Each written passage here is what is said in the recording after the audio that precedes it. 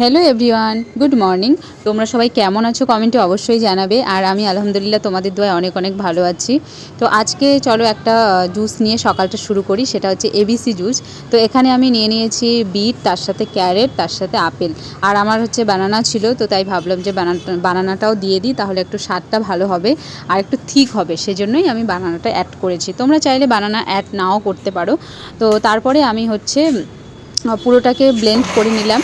তো এর আগের দিন আমি খেয়েছিলাম, তো খেতে মোটামুটি আর কি ভালো, খুব একটা ভালো বলবো না, কারণ বিটটার যে একটা মানে কাঁচা গন্ধ, সেটা একদমই বাজে লাগে খেতে।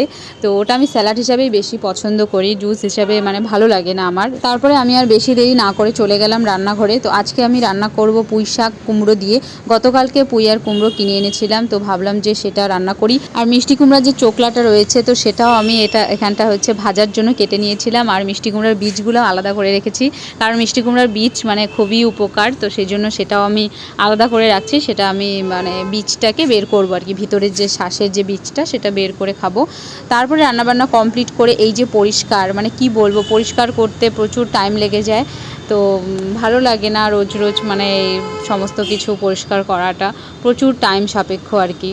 তো তারপরে চলে গেলাম স্নান করে চলে গেছি ছাদে। তো গতকালকে যে আমি পেঁয়াজের রসটা দিয়েছিলাম চোখের মধ্যে, যে অ্যাঞ্জেনাই হয়েছিল জন্য, তো আজকে সকালে উঠেই দেখছি যে মোটামুটি কমেই গেছে, অনেকটাই রিকভার হয়ে গেছে।